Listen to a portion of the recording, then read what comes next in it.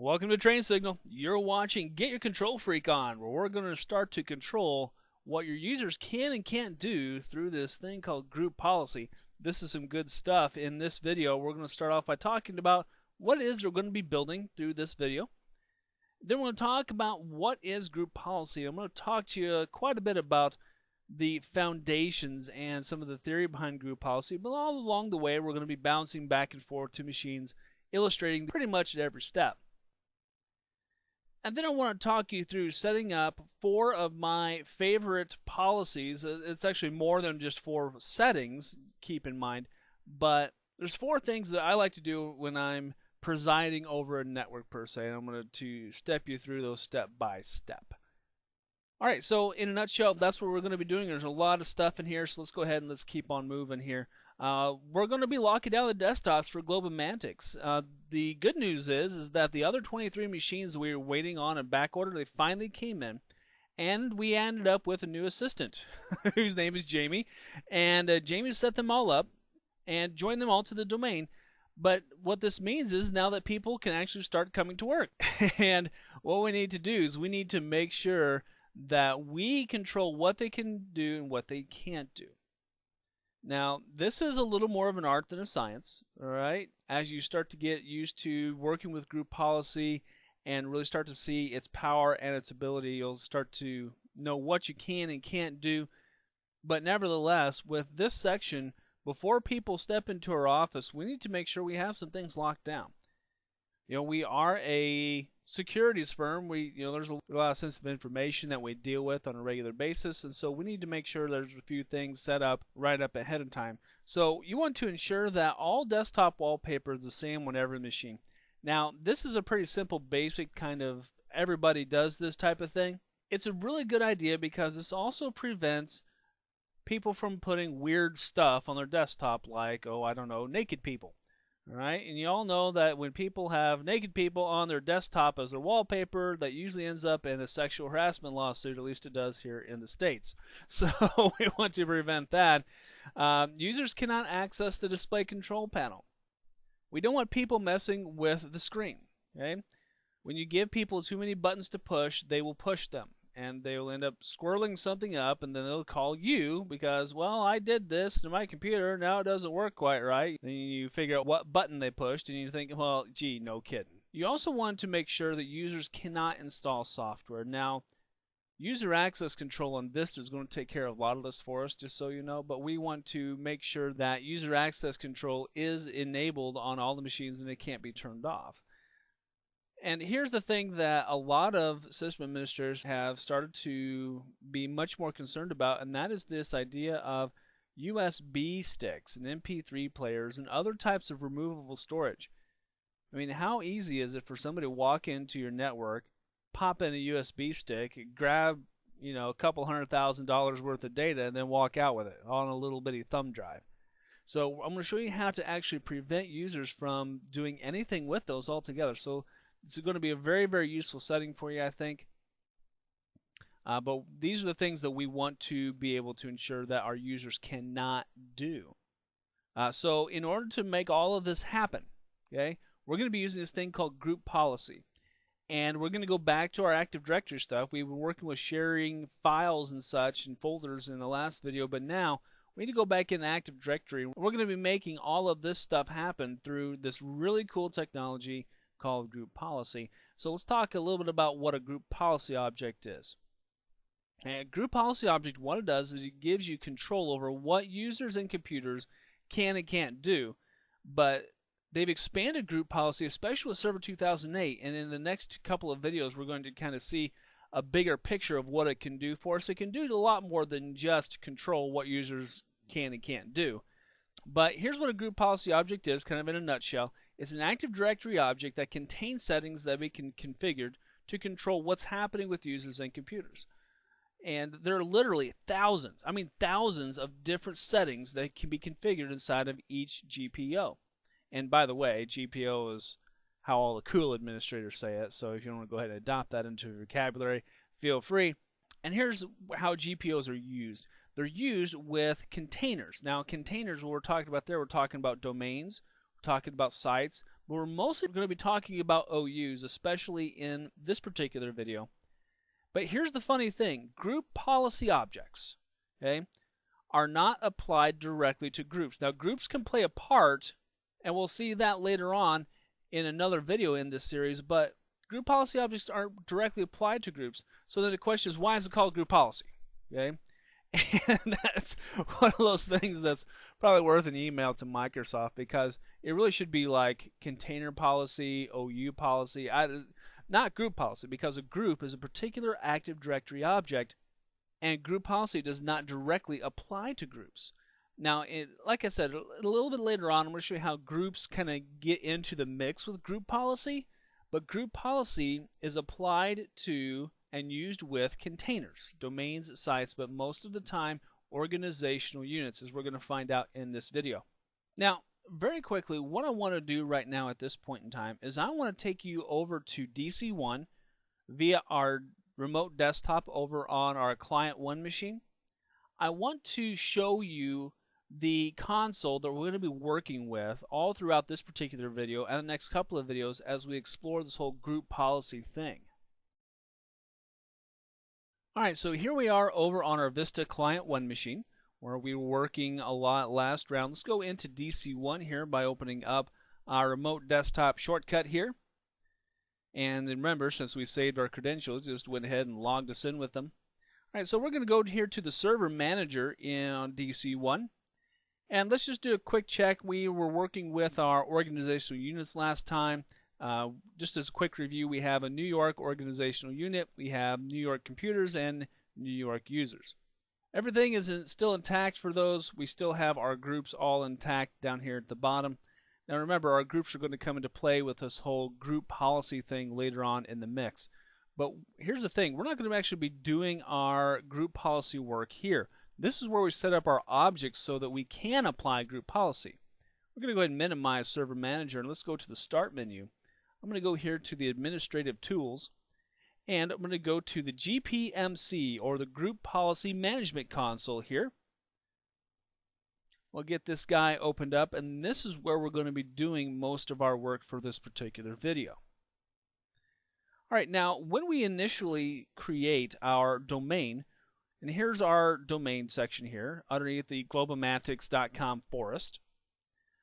Here in the globomatics.com domain, we have a default domain policy. Now, a default domain policy is always there, it's always created. Now, you could delete it if you want to. You probably don't want to, but if you do, the world doesn't end, just so you know. Okay.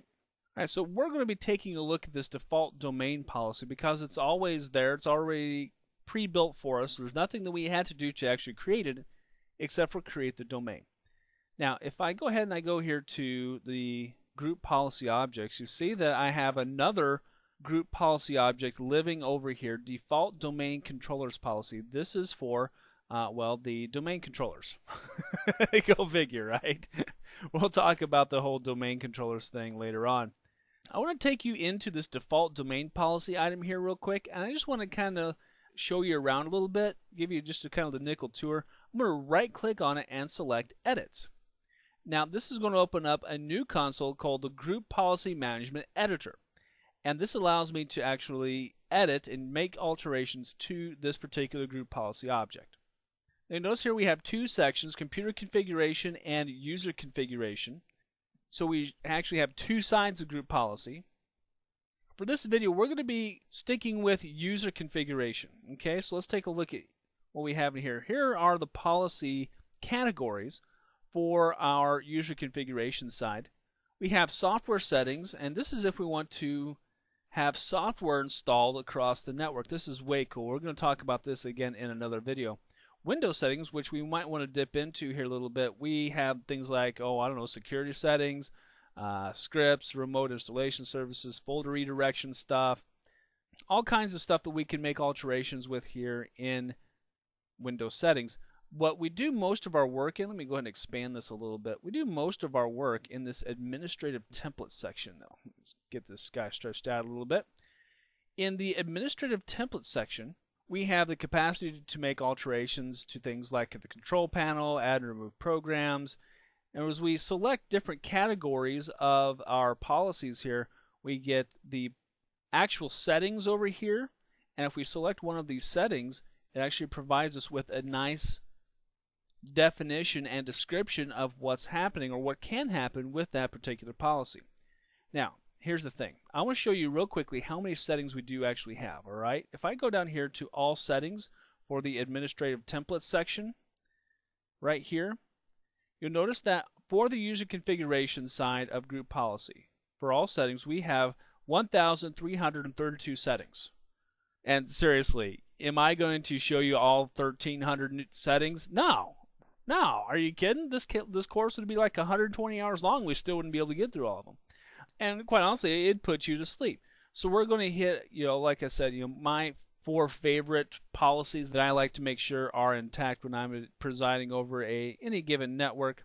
The nice thing about it is that you don't have to know all 1,300 policies. There's certain items that you're going to know and you're going to need quickly and easily. There's going to be certain stuff that everybody's going to want and need. There's going to be a lot of stuff that you won't, okay? And that's okay. You remember, you don't have to know all of them, because when you select any one of the policies, it gives you a description of what that policy can do. So if I go here to the standard section, that turns off the description, but I can still get the description though. If I double click on any one of these policies to configure it, and I go to the explain tab, it tells me exactly what that policy does, basically a duplicate of what was in that extended explanation tab. So I can still get to the explanations and what this particular policy is going to do. Now in the settings, a lot of our settings are either not configured, enabled, or disabled. And different policies are going to have different effects on your users and on your network depending upon if you selected enabled or disabled. So it's one of those things that you're going to have to watch per policy, okay? Now in this instance, when I explained the add programs from Microsoft item, if I disable the setting or do not configure it, so if I pick not configured or disabled, then add programs from Microsoft is available to all users. Now if I enable it, on the other hand, this setting prevents users from using add or remove programs to connect to Windows Update. Okay, so we have a very English side of this. It's very easy to understand for most of these policies. Some of them are a little more convoluted than others, obviously, but nevertheless, most of them are going to be pretty easy to understand. Now again, different group policy settings are going to have different options. So let's see if we can find one here that's a little more interesting. Let's take a look at this package point and print approved servers. Okay. Now for this particular setting, if we enable it, there's another setting here that allows us to add fully qualified server names. So different settings are going to have different parameters that we're going to be able to add in. Now not all of them, but some of them do. Especially when it comes to adding things like servers and adding printers easily, all kinds of that stuff. I mean, that's all going to have very specific parameters you're going to have to put in for the different settings. Now there's one more thing that I want to talk to you about while we're here, and that is this preferences section. This preferences section, this is a brand new thing with Server 2008. We've never really seen this kind of stuff before in group policy, and it's very, very exciting. We are going to talk about this in another video in this series coming up, but we can do stuff like quickly add printers to everybody's network. We can do stuff like altering the folder options. We can even manage local users and groups if we need a local user. In the Windows settings, we can do things like mapping drives, and here's where we would add files. We can create folders and manage folders. There's just a bunch of way cool stuff that you can do from this preferences section. But again, I'm kind of getting ahead of myself just a little bit. I wanted to mention this to you so that when we come back to this in a couple videos from now, you'll know what it is and it'll be at least a little bit familiar to you. Alright, so now we've had just kind of the nickel tour of the group policy management tools. We've taken a look at the group policy management editor. Let's close it, and we will leave open the group policy management console because we're going to come back to this as we start to create our initial policies for Globomantics. But right now, let's go back on over to the slides. I want to talk to you more about the theory and the foundational concepts of group policy. All right, so let's talk about the difference between what we just saw, the domain level policy stuff, and local policy. Now, here's the thing. Every Windows computer, and I mean every Windows computer, even the ones you have at home, have a local group policy component to them. So you can actually control what can be done on that machine and what can be restricted. But here's the kicker, okay? You don't want to have to go around to all of your computers in your domain and configure all the settings manually. I mean, seriously, if you have 500 machines and you're going to use local group policy instead of the domain level policy, now listen, I've known guys who've done it, and you know what? Back when I was a high school teacher and I didn't have full access early on to the domain level policy for my classroom, well, I went around to 30 machines and I configured them by hand using the local group policy. Of course, that took just a stupid amount of time out of my day. Because if any of you are high school teachers or have any experience with high school kids at all, you know that if you set up something that blocks them out of it, they immediately try to go around it. It's just the way it is. It's just the nature of being a high school kid, I think. So I had to keep adding new and more better policies. I had to keep locking more stuff down. Every time I do that, I had to walk around to all 33 of my machines, and it just got really crazy. So when I was actually granted access to administer the policy for my classroom, for those machines and for those users, it made my life so much easier. So here's the thing. You can configure each computer separately using local policy. Because, I mean, really, there's nothing like going around to 25 separate machines and making 26 modifications each one, right? I mean, that's really what our idea of a good time is, huh? Yeah, I don't think so. Because seriously, man, that is just a huge time waste. Now, even though it is a huge time waste, I'm still right now going to take you over to a Vista machine. I at least want to show you how to get into it, because let's say you are faced with a situation where you are not granted access to configure group policy for your particular section of the network. Let's say you are in a high school environment or a nonprofit environment where they don't even have a domain controller. Let's say you're just in a work group environment. So I'm going to go ahead and take you over to the Vista machine. I at least want to show you how to get to the local group policy for each and every machine, okay? All right, well, here we are over on client 2, all right? Didn't take you over to client 1 because, we have the whole remote desktop thing happening on it. So I'm going to show you this on client 2 real quickly. We're going to go ahead and log in real quick onto the client 2 machine. Right now, it wants us to log in as Hank Richardson. Well, Hank Richardson right now does not have access to our local policies. There's two possible logins we could use. We could either use the local administrator logon that we created way back, but if we don't remember it, we might have to use our Supercoach login. So I'm going to go ahead and just use the Supercoach login, because quite honestly, I don't really remember what the administrator password was that I set up for the local administrator right now. But I do know that I can get into it with Supercoach, because the Supercoach, as the domain administrator, is the highest level of authority and is provided the most amount of permissions. So if I go ahead and close our control panel here so I can just kind of get this stuff out of the way. And now I want to show you how to get to that particular group policy for this local machine. I'm going to go to the Start menu, and here in the search box, I'm going to type MMC. Now, by the way, if you're running Windows XP, you would actually go to the Start and you would go to Run. Of course, I don't have Run on this machine, so we're going to go jump right over here to the console. Now, this is the MMC, Microsoft Management Console. This is what you'd also see inside of Windows 2000 and 2003. We didn't have that nice pretty server manager back in the old days. It's kind of funny to say that. All right, so I'm going to go here to the File menu and select Add Remove Snap-in. And here in the Add Remove Snap-in, I'm going to go to the Group Policy Objects Editor here. I'm going to select it. And it's going to ask me, which machine do I want to manage? Well, I want to manage the group policy stuff on the local computer. And I'm just going to tell it Finish.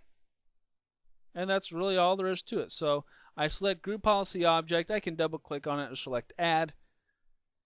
Make sure I select local computer, and there it is. So I'm going to tell it OK. And now I'm going to go ahead and expand this here so we can see everything that's happening. Here's the local group policy. You see I have the computer configuration and the user configuration. You will remember that we have the software settings, Windows settings, and the administrative templates, but notice that preferences is missing. Okay, we don't have the preferences section here in local group policy because, well, it's local group policy. I mean, it's the local computer. We're not setting up files and folders and shared maps, shared drive maps, and all the other stuff across several machines. We're only doing it for this one machine. So when I want to lock something down, let's say I want to lock down the control panel. I'm going to go here to the control panel underneath administrative templates. I'm going to use the standard option here so I can see it just a little bit easier. I'm going to prohibit access to the control panel and enable it. Okay, that group policy setting is applied. I'm going to tell it OK. That was really easy, wasn't it? Yeah, it was. But now, since this is local computer policy, you know what I'm going to have to do? I'm going to have to go around to all 25 of my other machines, or I'm sorry, 24, right? I can't do math in my head. All 24 machines, and I have to turn this on. Yeah, that sounds like a way to just really kill an afternoon or an evening, doesn't it? Yeah, and trust me, it is, because I've been there and I've done that. So again, we could do it this way. We could go to every single machine. We could log in as the administrator. We can open up the Microsoft Management Console, also known as the MMC, add in this local policy, snap in to the console, and go in and make these alterations to every single machine. No, we're not going to do that. So let's go back on over to the slides and let's talk a little more about foundational stuff and using group policy at a domain level. So like I said, you can configure each computer separately using the local group policy, the local computer policy. But the other way to do it is the smart way, and that is to configure all of your machines at once from the comfort of your desk using the group policy management console on your domain controller. Now again, just in case you don't have a domain controller, because I've been in situations where I haven't had one. But if we have a domain controller, then there is no good reason why we need to be bouncing from machine to machine to machine, making half a dozen, 2 dozen, or 3 dozen settings on every single machine. That's just wasting your time. Okay, so what we want to do is we want to be able to set up our group policy objects at the domain level and then apply them using Active Directory. Okay, and that way we can control all of our machines at once. Now here's the thing. Right. Now, creating group policy objects, that's a no-brainer. It's very, very easy. We can even use the built-in ones that we have. We can use the domain policy if we like. It's usually not the best place to do a lot of restrictive settings, though. So normally what we do is we create a group policy object. Okay? And this group policy object, then what we have to do is link it to a particular container. Now, most of the time, your group policies are going to be linked to an organizational unit. So if we create a group policy object that controls just the wallpaper, and let's say that we link that group policy object to New York users, then all of the users inside of the New York OU, this NY users organizational unit, would then get that new wallpaper. Now, here's the really cool thing about group policy objects. When you have a group policy object that you want to reuse over and over again, you don't have to recreate it. We can take the same object in this little illustration here. We're going to take the same group policy object that controls wallpaper and not only just link it to New York users, we're also going to link it to the IT user section.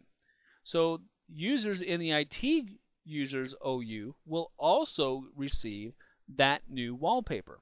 So having our group policy objects linked to our containers, and again, usually our containers are going to be organizational units, although there are other containers that we use, gives us the ability to reuse our group policy object over and over and over again. So once we have a good one, it doesn't matter how many organizational units full of users you're going to create, we can continue to use that guy over and over and over again, saving us some work. Now, let me tell you something else here. This whole link, when I was talking to you, links are not difficult to understand, okay? But to kind of throw a little bit of a wrench into the mix, a link is actually an Active Directory object too. So much of the stuff that we're doing in this whole video series is all about Active Directory objects.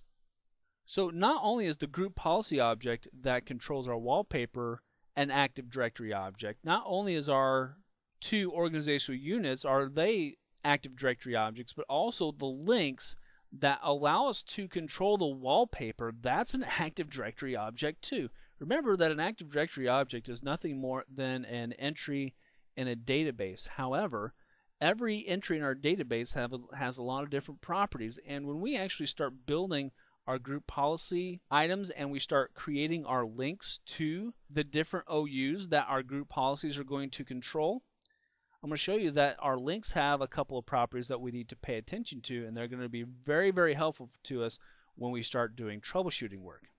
All right, so now we understand that once we have a group policy object, we link it to a container, usually an OU, but not always, because GPOs can be linked at different levels.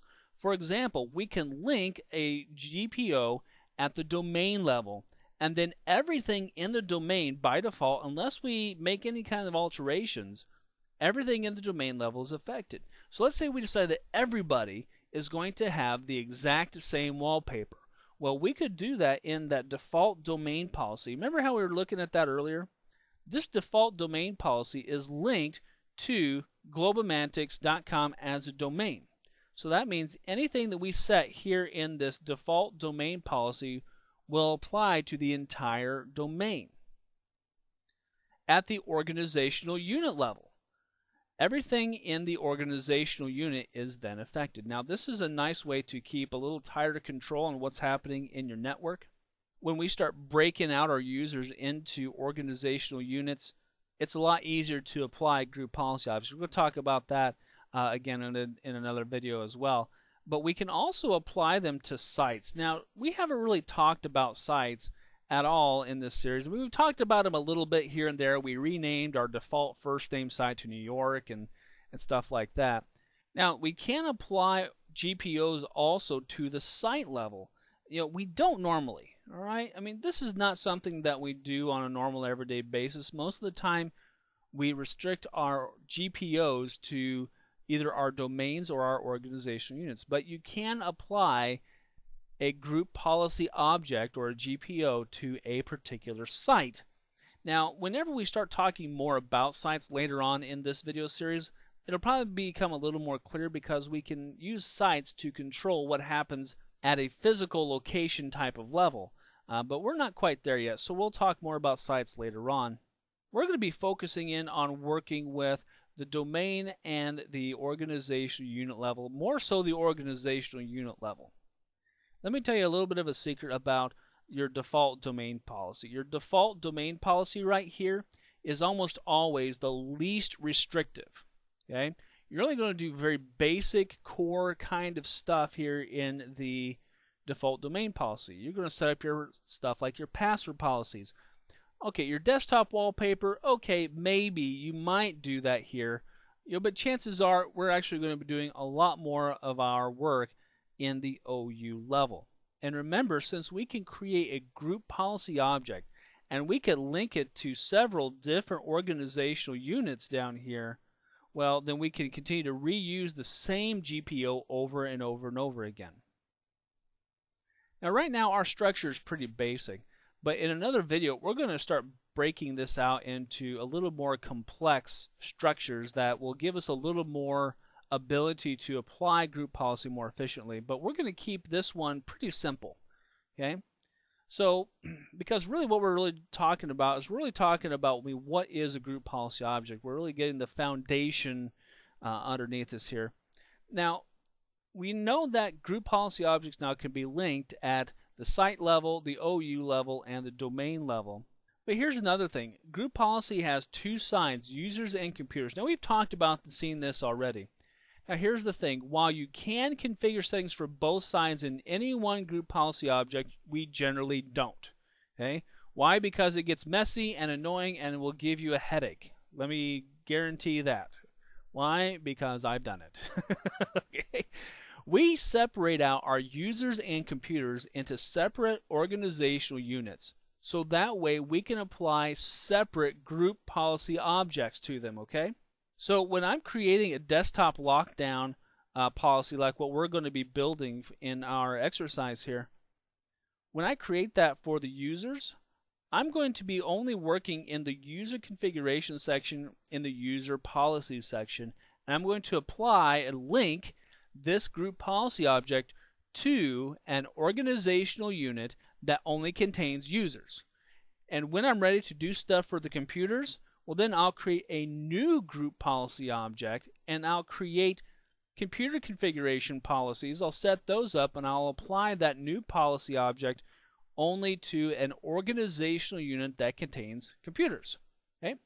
And again, I've talked to you already about this whole preferences thing. Each side has different preferences that are available. So don't forget about that. Sometimes stuff that you're going to look for might actually be in computer configuration rather than in user configuration. But in just a little bit, I'm going to show you how to find policies a little faster and a little easier, okay? All right, now, we have a basic core understanding, at least I think so. At least we have the foundational knowledge of group policy objects. Here's another thing, okay? When you're using group policy, it's applied in a very specific order. And here's that order. First of all, whatever is on the local computer policy happens first, okay? So let's say that on the local computer policy, we decided that no users can put anything onto the desktop. Okay, well then they're locked out of the desktop. That's it. Doesn't matter what happens down the line here.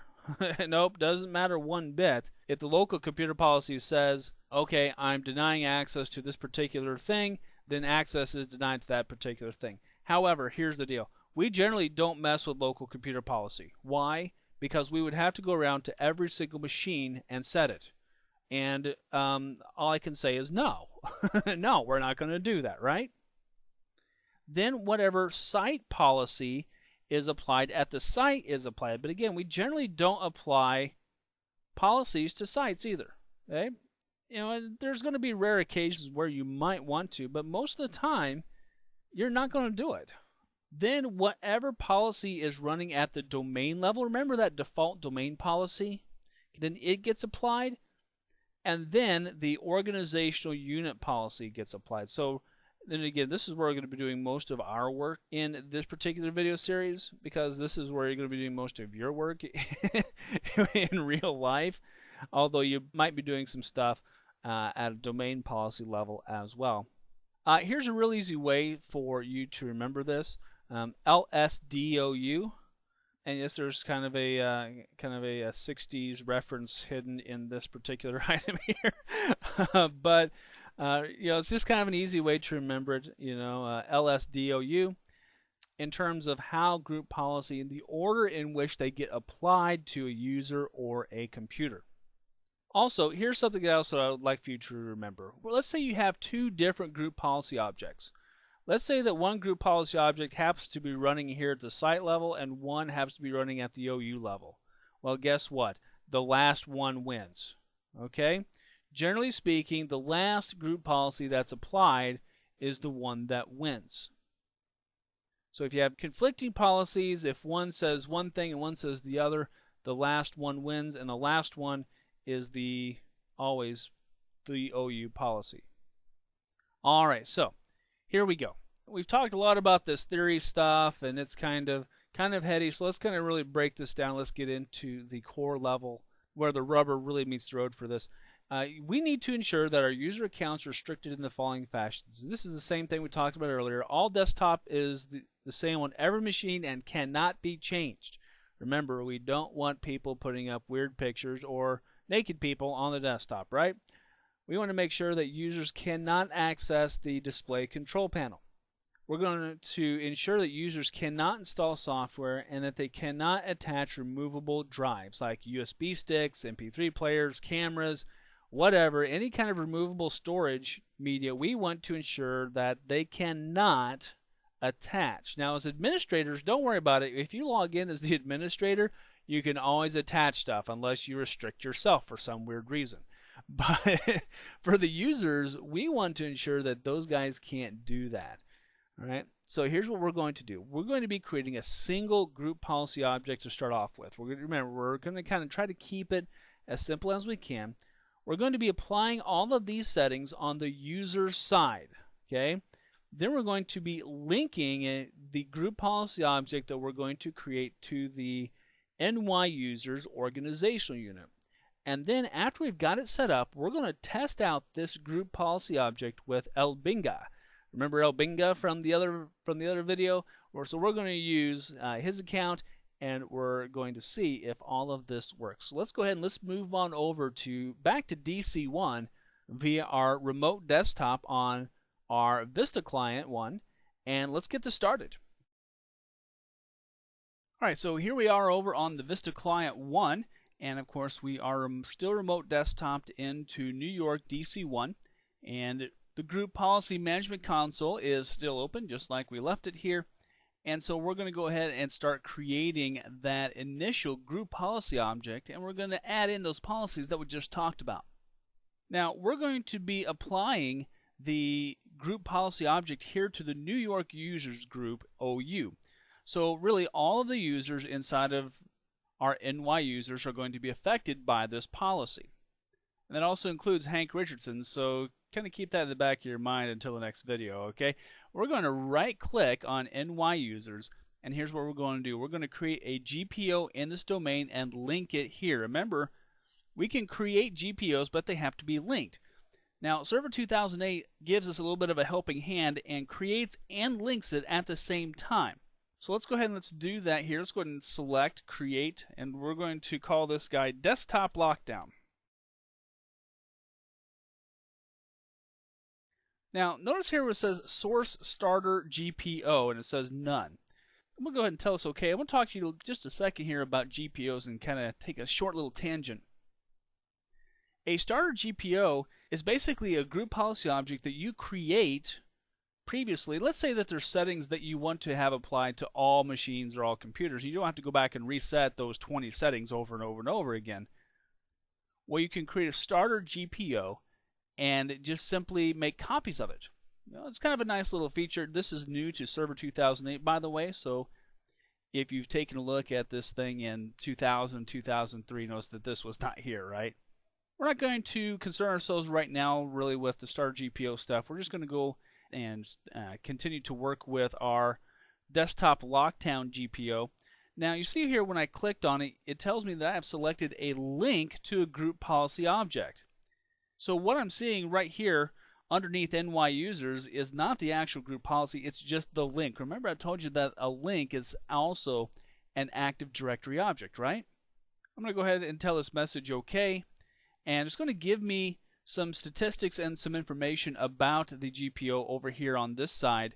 First of all, it's going to tell me what the location of this particular link is. It's going to give me the details of this particular link and the settings that are part of the desktop lockdown policy. Now, right now, we haven't done anything except for create it. Oh, looks like we got a little bit of a warning here.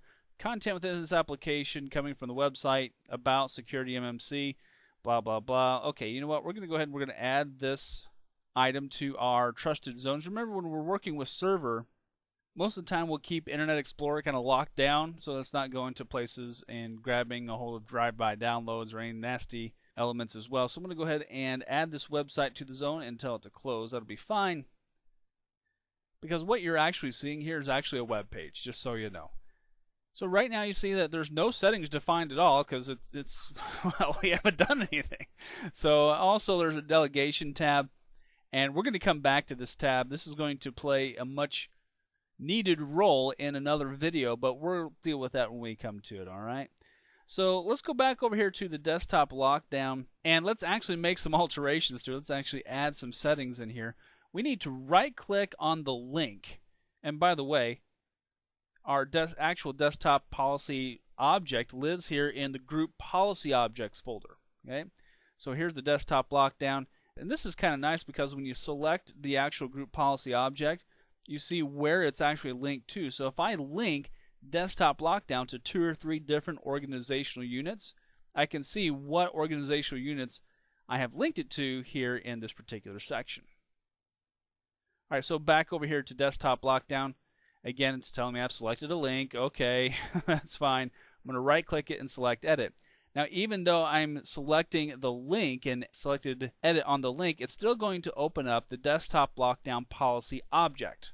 All right, so now remember, we're going to be working strictly with the user side of the desktop lockdown policy for this particular video. We're not going to worry about the computer configuration side.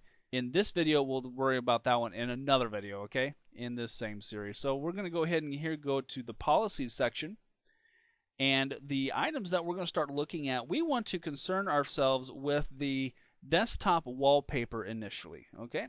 So here in the policies, we're going to be looking under the administrative template section. This is where most of your policy setting and most of your policy work is actually going to be happening. Now, there's a couple of different ways to get to a variety of different policies. First of all, I want to take you here to all settings. I like this. Okay? This all settings section, I'm going to go ahead and go to standard here. I don't really care to see this extended section because I know what I'm looking for.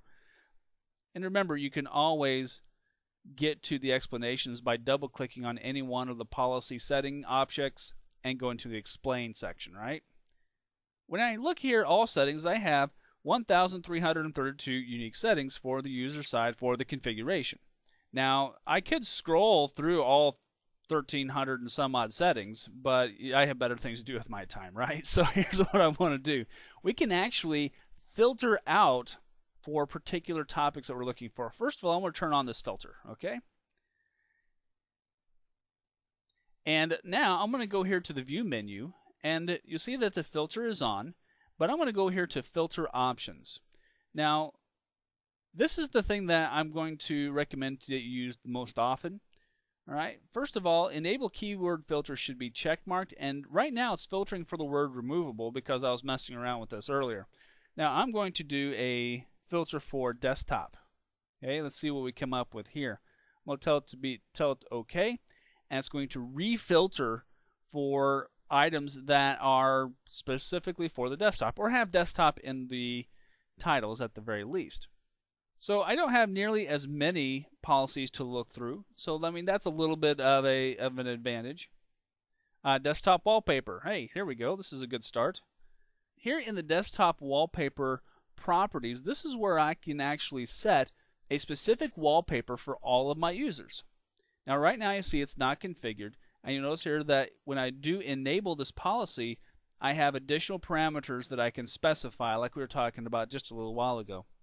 Now, the wallpaper name, okay, this is pretty critical. If we're going to enable this policy, which, by the way, we are, because remember, we want the same desktop wallpaper on all of the machines, or at least all of our user machines anyway, we need to specify where that wallpaper lives, and that's what we need to put here in the wallpaper name.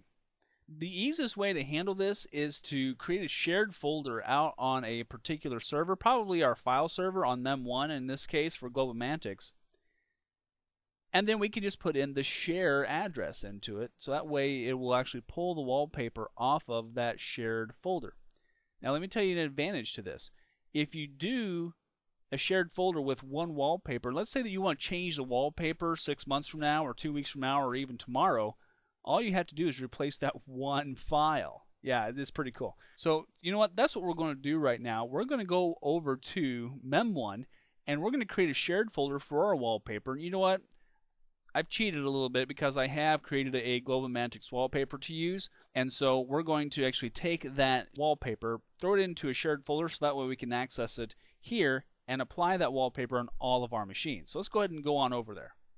And you know what? I got to tell you, I think I'm really tired of just bouncing on over to the virtual machine, so let's go ahead and set up a remote desktop shortcut to it. Let's go ahead and minimize this remote desktop, and we're back here on the desktop of our Vista Client 1. I'm going to go down here to the Start menu and let's do the remote desktop connection thing. Let's go to the options here and let's see here. Looks like I've already tested this out to make sure we can get there. And so we're going to go here to the experience and make sure it's set to LAN. That's good.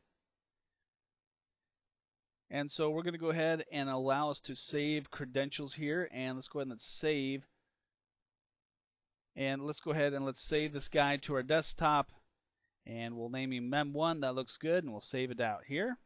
There we go. There he is. And we'll go ahead and cancel this. Let's test this guy out. We'll double click on him. And I'm going to go ahead and turn off this whole warning thing. I know where I'm connecting to, so we'll click on connect. And now we're going to be logging in as the Supercoach account, of course. And we'll go ahead and also remember the credentials. So that way next time I just have to double click on it and jump directly over to Mem1. Alright, so here we are in Mem1, and here is the Globomantics wallpaper that I created. I've went ahead and posted it to the desktop. It's pretty simple. I have the logo here in the upper right hand corner. Nothing really extravagant. I'm going to go ahead and close this guy. What I'm going to do is I'm going to go to the start menu and to the computer. And we're going to go to, what do you think? Let's do ops, right? We'll go to the ops folder, or the ops volume I should say. And let's go ahead and make a new folder here. And we'll just call it wallpaper so it's real easy to remember. I'll make it lowercase. And let's go ahead and share this folder as well. Right now it's just shared to Supercoach. So let's go ahead and let's add in here the domain users. All right. And a lot of folks, what they'll do is they'll share something to everyone. This is not a very good idea. Right? When you share something to everyone, that literally means everyone. And that means people who are not necessarily part of your network. So we'll go ahead and not do everyone, okay?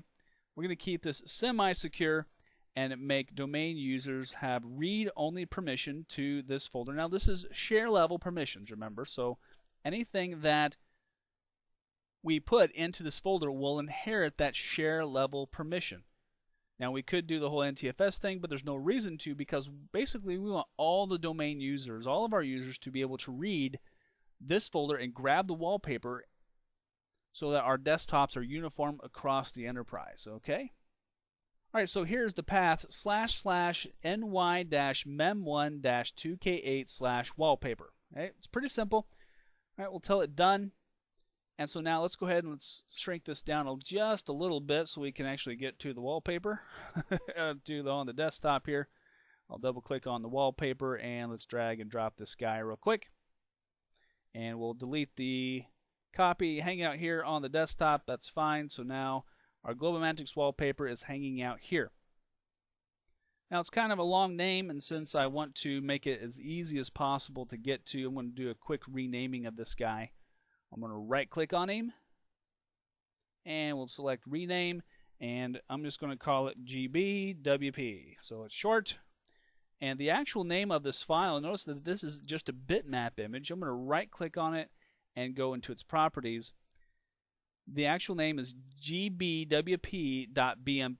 Okay, so it's gbwp for Globomantics wallpaper.bmp. Right, because we're going to need to put in that exact address and the exact file name over on our group policy object. So let's go ahead and let's minimize our New York Mem1 desktop, and let's go ahead and let's go back to our DC1 remote desktop. Look how easy that is. Once you have your remote desktop set up, you can bounce back and forth. You can have multiple remote desktop sessions open at once nowadays. Alright, let's see here. Let's go back over here to our group policy editor, and let's go back to the desktop wallpaper, and we will enable it. And now we're going to put in our wallpaper name, //ny-mem1-2k8/wallpaper /gbwp for Globomantics wallpaper.bmp. That's the file name, right? We'll have the wallpaper center on every single desktop. Now this, just so you know, this particular wallpaper is actually 800 by 600 because that's the resolution that all of our machines are in. Now, most desktops are at least 1024 by 768, so make sure your wallpaper is at least that size or larger, depending upon the standard display of what you have running in your shop, okay?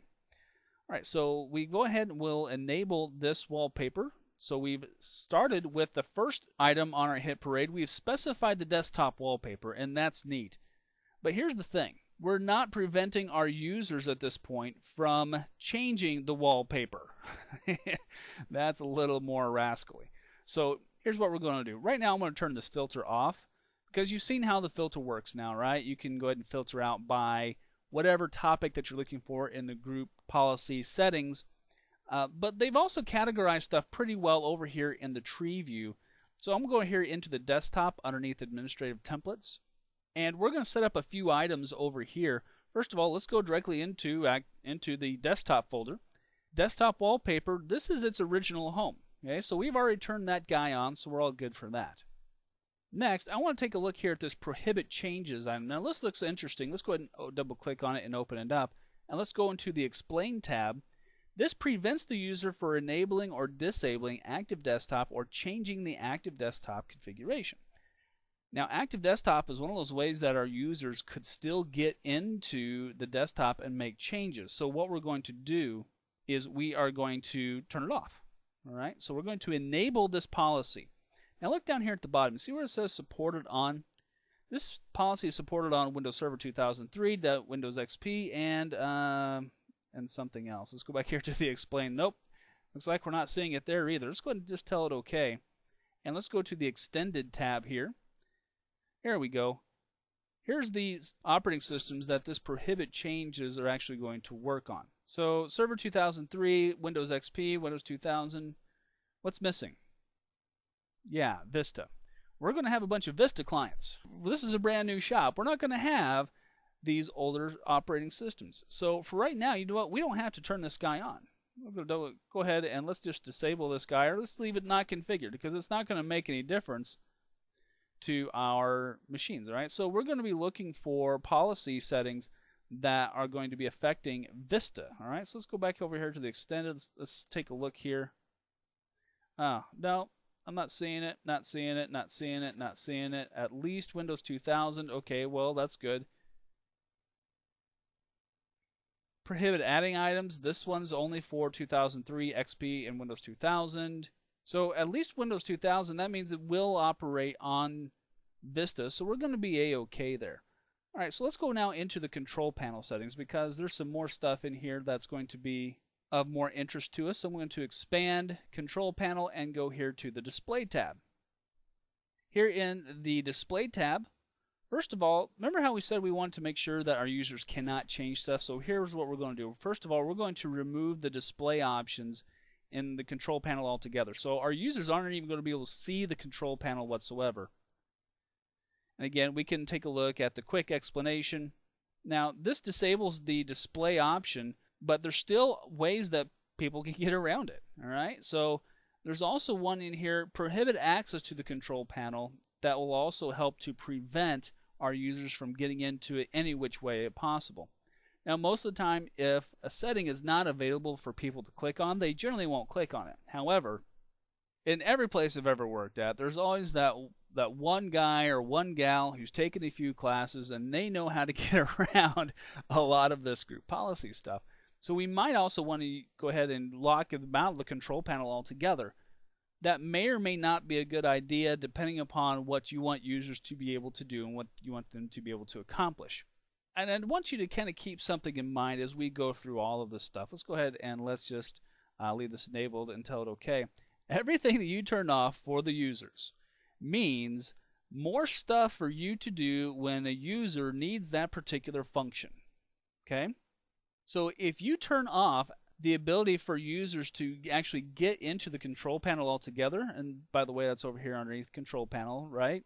If we prohibit access to the control panel and our users need something in the control panel to do something that is related to their work, that means you or a member of your staff have to go over to that machine, log off the user, and log on with an account that is exempt from this policy. So something that you want to keep in mind, okay?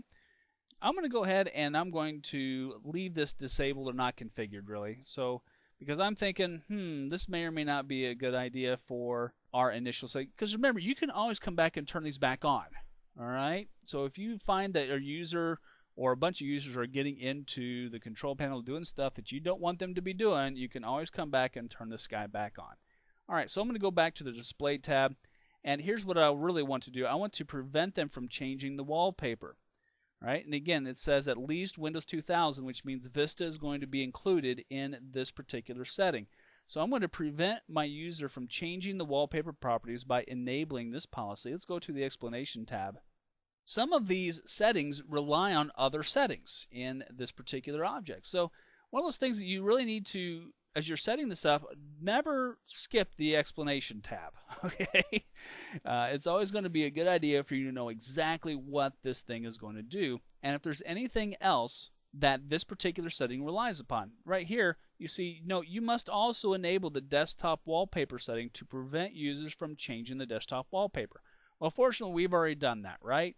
So we have met the requirements for this particular policy. So our users will not be able to change it, and we have set the appropriate policy for the desktop wallpaper. Take a look at this here too. To remove the desktop tab, this might be something we should probably do.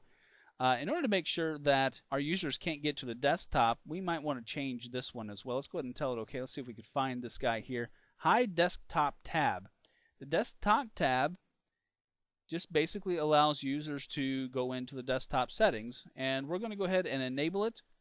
We're going to make sure that their desktop tab is also gone. So anytime that they might want to try another workaround, the desktop tab is still gone. So we're kind of doing maybe a little more than what we need to, but in the realm of locking down your desktops, it's better to be safer than sorry, because if it ever causes you any problems, I want you to remember you can always come in here and turn it off. Group policy is very flexible in that fashion.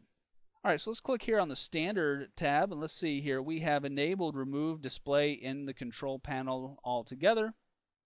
We have hidden the desktop tab. We have prevented our users from changing wallpaper.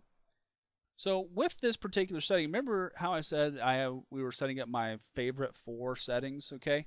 Well, in order to accomplish this one task, we had to enable several different settings in this policy object. So I want you to keep that in mind. In order to perform one function, you may have to turn on several different policies in order to make that happen, because remember, some policies rely, or at least should say, some settings rely on other settings. All right, so we've got this one down. Next, let's take a look at this whole being able to prevent them from installing software. So let's go here to add or remove programs. Now, user access control, just so you know, on Vista will prevent a lot of this whole software installation thing. But what we're going to do is we're going to go ahead and we're going to remove the add or remove programs altogether, just to prevent our users from using that particular item. Let's say that somebody gets a hold of administrative credentials and they're able to go in and use add or remove programs. They can still use it because it's still available. In Vista, in order to install, you have to have administrative credentials. Otherwise, you can't install anything. So just again, this is just more of a better to be safer than sorrier type of thing. Also, adding and removing the Windows components. Let's go ahead and let's enable that too, to lock them out of that one. Add a program from CD or floppy disk. We'll enable that. Programs from Microsoft. Let's go ahead and enable that one. Adding programs from the network, we might want to hang on to that one. That might be something that might come into play later on for us. So really what I'm doing for a lot of these is I'm turning them on just more of as a precaution in case someone finds a way around one of the settings. And trust me, I have worked with high school kids long enough to know that they will find a way. If there is a way, I have seen high school kids, inner city high school kids, go through Microsoft's support pages and TechNet pages and a variety of other sites as well, trying to find a way around a particular setting. All right, so we have initially prevented folks from at least finding and seeing ways to install applications. You know what, let's go to the all settings and let's do a quick filter and let's see if there's any others that we might want to turn on as well here. We'll go to the filter options and let's do a quick filter for install. And if we go in here to add or remove programs, looks like some of these have already been in place. Printers, programs. Basically, I'm just going to do a quick look through to see if there's any other settings that I might have missed. Because again, there's what, 1,300 settings, right? So this is something that we might want to stop and look at. Hey, let's take a look at this driver installation thing. I'm going to open up this code signing for drivers. This is going to be one of those things that are going to prevent people from installing their own hardware. This might not be a bad idea too, especially if the hardware does not come with what we call Windows signed drivers. A Windows signed driver basically just means that that particular software driver for a hardware device has been tested by Microsoft and has proved to be A-OK to work with this particular operating system.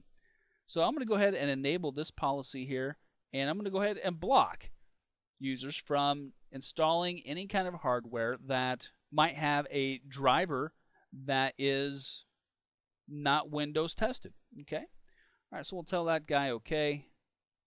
Let's see, Windows components and all settings here. Here we go. Here's a bunch of them that we should take a look at. Let's see if there's anything in here that's really critical. Always install with elevated privileges. Let's take a look at that one. And you'll see here that this particular setting must be set for the machine, i.e. the computer, and the user to be enforced. So if we actually want to use or deny this one, we would actually have to go over here to the computer configuration section, set it there as well as here, right? I'm not going to worry about this one because this one is, if I go to the explanation tab, if I disable or the setting or do not configure it, the system applies the current user's permissions when it installs programs that a system administrator does not distribute or offer. All right, well, that's fine because what we're doing is we're going to lock them out of all that anyway. Let's keep on scrolling down here to see anything else. Prevent removable media source for any install. Let's go ahead and configure that one. This will ensure that our users can't bring in, say, like an SD card or a USB stick and install from that. All right, so we'll tell that OK. In just a minute, I'm going to show you how to prevent access to any kind of removable media, but this one, again, is just one of those safer than sorrier types of things. All right, so we're looking pretty good here. I'm not seeing any other policy settings that are going to probably make that much of a difference. Here's something that I want to talk to you about. These two on top, the install on demand using Internet Explorer. Let's open this guy up and let's hit the explanation.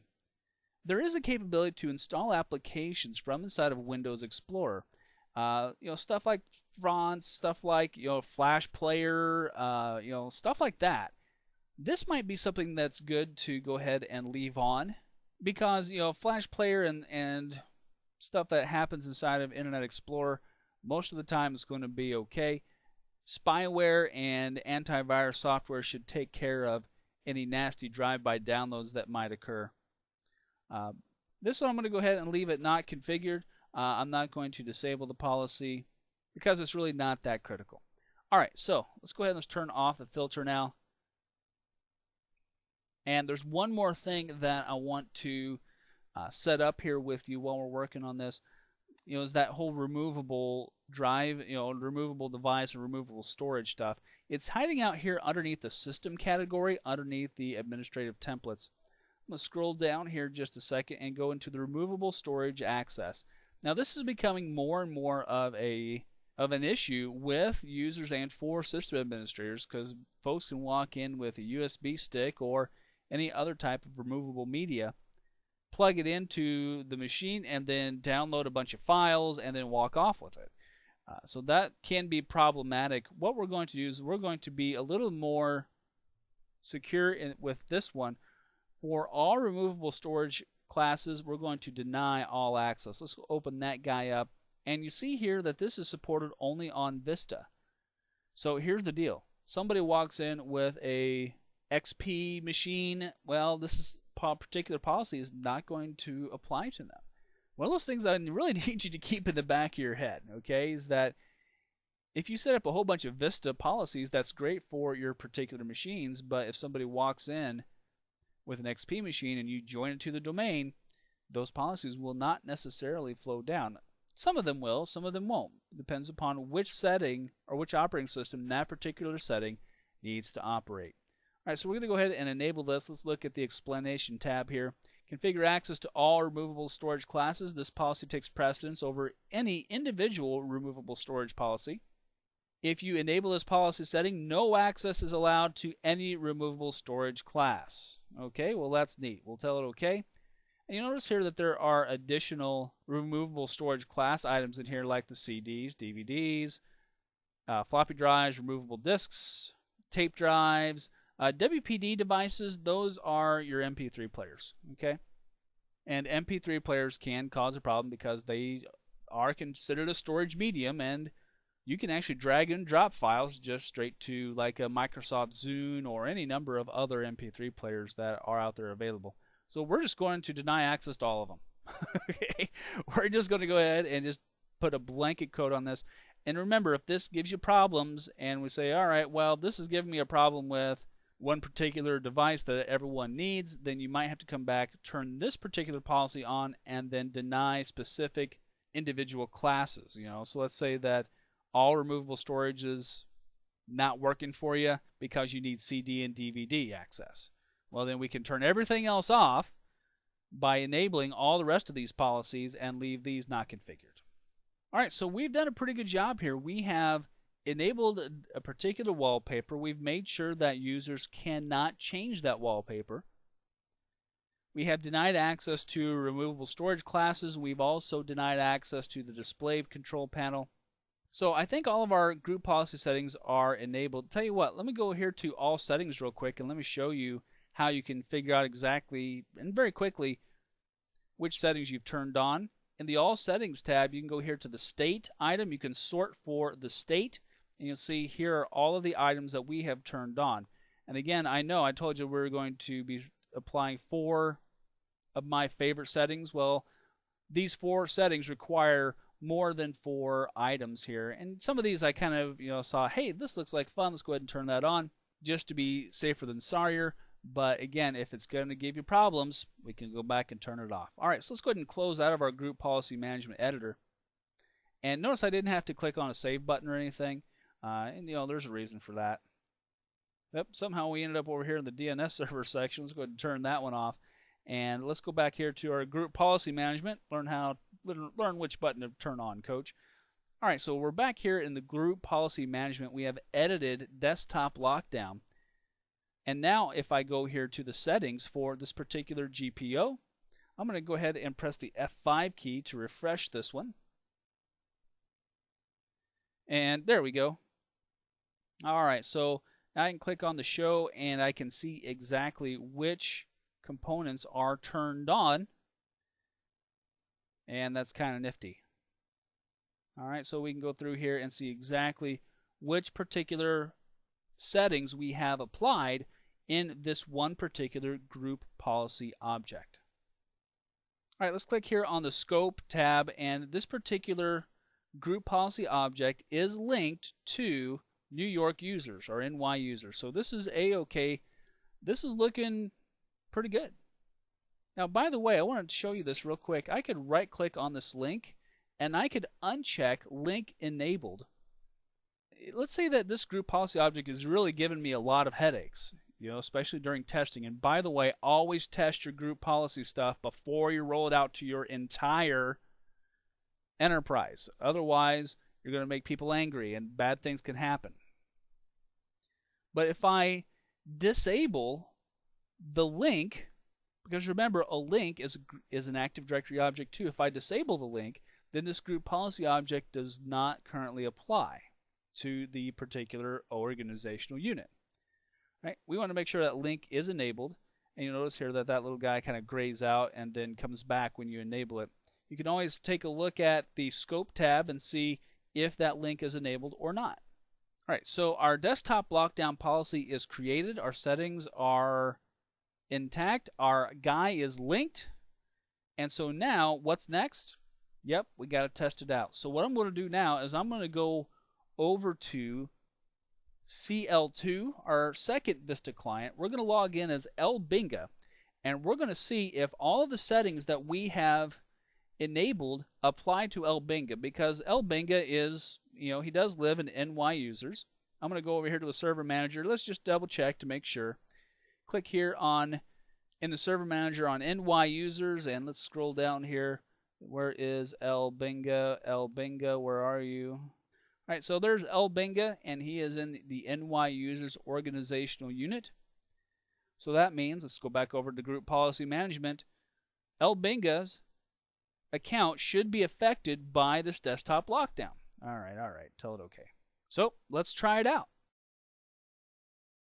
All right, so here we are back on client 2, our Vista client, And here's the console. We were looking at the local computer policy. We didn't turn anything on here, so let's go ahead and close this out.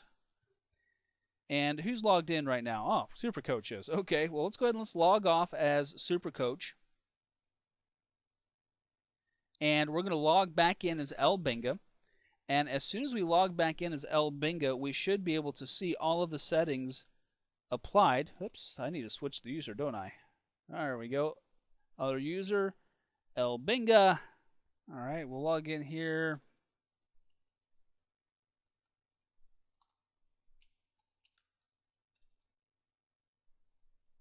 And in just a second here, we should be presented with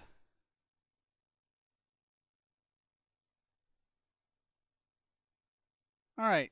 Well, our desktop wallpaper didn't show through. That's not very good. Let's right click and let's see if we can get to the settings. Nope. Okay, well that one worked. All right, so we're okay there. Let's go to the start menu and let's go to the control panel, and oh gee, look, there is no control panel. Yep, that's right. We turned it off, didn't we? So we're a-okay for that one. That one seemed to work as well.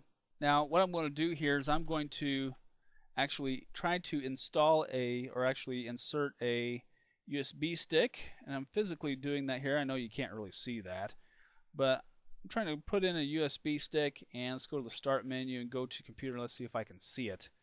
I'm going to hit the F5 key, and I've got nothing. All right, well, that's good. So that worked too.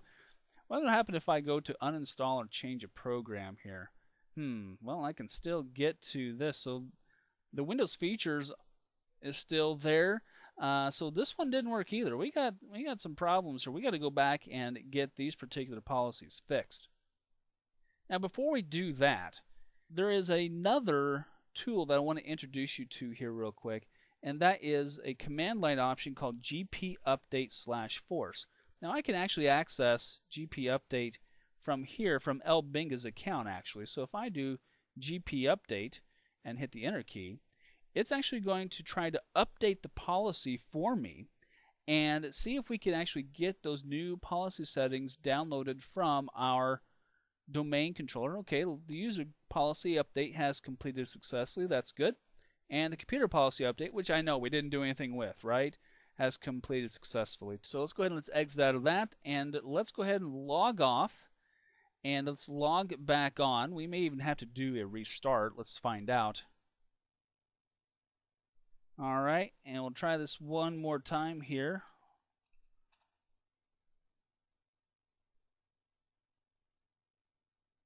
Hey, there we go. All right, so looks like our policy did work that time. Our desktop wallpaper has been applied. Fantastic. So we needed to do that quick GP update. Now I just did it on this machine. So here's another trick that I want to teach to you as well. Let's move back on over to DC1, and I want to tell you one more command that I should have ran before I moved over here to Client 2, but I wanted you to see what we had to do if in case our group policies didn't apply the first time, because you know what, that happens a lot. So, but since our GP update stuff did work, let's go ahead and let's try to get to our control panel again. Nope, it's still gone. If I go back here to computer and I go to uninstall or change a program, yeah, that one's not working either really. So we need to kind of get rid of this one. Notice that install is not here though. Well, that's good. So at least part of our installation policy is working a-okay. Chances are what I really should do is I should go back to that group policy management editor, and I should go through and find additional policies to get rid of this thing altogether. Okay? That'll be your homework, all right? Because I think you're seeing how group policy works now. We've applied several different settings, and remember, this is just for the user. So the really nice thing is no matter what computer our user logs into, let's say that Elbinga, let's say his computer just completely crashes one day, and so you happen to have a spare machine, you set it up, you join it to the domain, and Elbinga logs into it. Well, Elbinga should see as soon as he logs into it this particular desktop, and he should not have access to the display panel settings or any of that stuff, no matter which machine he goes to. All right, so we're looking pretty good. Let's bounce back on over to DC1. Let me teach you one more trick, and we will wrap this one up. All right, so I'm back over here on NYDC1. I'm going to go ahead and close my Group Policy Management console. And I'm going to show you one more trick here. Let's do a quick CLS. You notice I'm in the command prompt. Here is the quick trick that I should have ran as soon as I created my group policy. It's again GP update, which is group policy update, /force. Now what this little command is going to do, I'll just press the enter key, is it's going to push down the policy to all machines and all users that are affected by it in those particular OUs. Now that means if you have 20 new policy objects set up and you've applied them to 12 different OUs, those group policy objects and those settings are going to be pushed down over the network, so it's going to be sucking bandwidth. All right? So when you're doing GP update /force, make sure it's not in the middle of the day, especially if you have a lot of group policy stuff running in your Active Directory, because it's all going to be pushed down the wires and it's going to take up some bandwidth. So you might end up seeing a little bit of network slowdown. So run GP update usually at the beginning of your day or at the end of your day before everyone is logged in. Okay?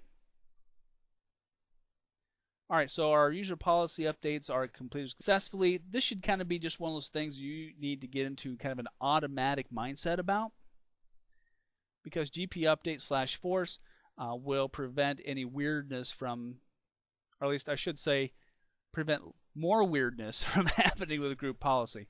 Group policy is kind of more an art than a science, and it's going to take you a while to figure out which policies are going to work for your network.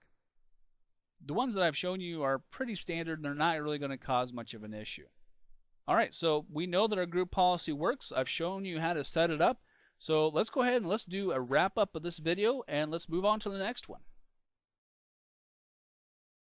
All right, so let's go ahead and start our wrap up with a vocabulary review here real quick. Group policy object, an Active Directory object that allows you, the administrator, to control what users can do on computers via settings, or sometimes also known as policies. And you know what? Don't be confused when folks use the word policies or settings, okay? When we're talking about settings or policies, we're talking about those items inside a group policy object. A lot of times also you hear people talk about GPOs. You'll see them in a book as referenced GPO. Just an alias, okay? It stands for Group Policy Object. A link, remember that a link is an Active Directory object that allows a GPO, Group Policy Object, to affect a particular container. Remember, our containers are usually domains or just organizational units. LSDOU, right? The processing order in which GPOs are applied. Remember, we always start off with the local computer policy, and then we go to the site policy gets applied next, but usually in most networks, these two are generally not set up in a lot of places. Even though we can do local computer policy, we can do policies on sites, we generally only apply group policy objects to domains and to organizational units. Now again, you might work for the one company that does both local computer policy and site policy. And if so, good for you. But generally, it's a little bit of overkill, and there's other ways to break down group policy into more specific applications. But we'll talk about those in the coming videos, okay? GPMC, just an acronym that a lot of times you'll hear folks say or read about it in books. Just stands for Group Policy Management Console, and that's just where we did all of our group policy work, right? The local computer policy. Remember that the local computer policy is just a group policy object that applies only to a local computer and only affects that one computer. Now remember that we generally don't do a lot of local group policy on individual computers because we would have to set those up on every single machine. If you have 500 machines in your network, are you going to go to all 500 machines? I think not. I mean, I guess you can, but you don't need to, right? Because we can do all this work at the domain level and at the OU level. Alright, so after watching this video, you should be able to create and link a group policy object to an OU. And we did that. We did that all in one fell swoop, didn't we? We just created and linked it by doing a quick right click on the OU in the Group Policy Management console. You should be able to apply settings in a GPO to lock down the user's ability to do stuff like change the desktop, We set the wallpaper, make sure the user can't change it right. We lock down their ability to even use the display control panel altogether.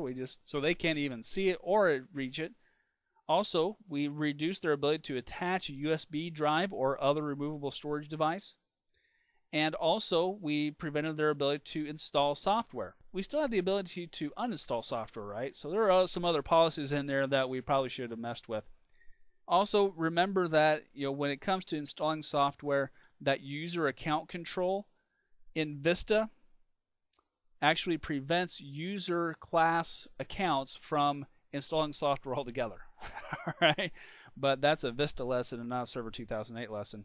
There's another section in the computer configuration side of the policy, by the way, I'm going to show to you in the upcoming videos that will further lock this down for UAC for Vista. So I'll show those to you in the coming videos. But anyway, you should be able to also describe the order in which group policies are processed. And remember that it starts with a local group policy, the local computer policy, the site policy, the domain policy, then the OU policy. And all these things are cumulative and apply their policies. So if there's a conflicting policy, remember, usually the last one wins. Also, you should be able to describe which containers you can link in GPO2. Remember that you can link a group policy object to the domain level, the OU level, but also the site level, which we generally don't do. All right, friends. Well, hey, that wraps up this particular video. We're going to keep talking about more group policy stuff in the next one, because in the next video, we're going to talk about why Hank just got really, really mad and would like to fire you for it. So you have to do something really, really fast in order to make him happy. So stay tuned. See me in the next video, and I'll show you exactly what I'm talking about.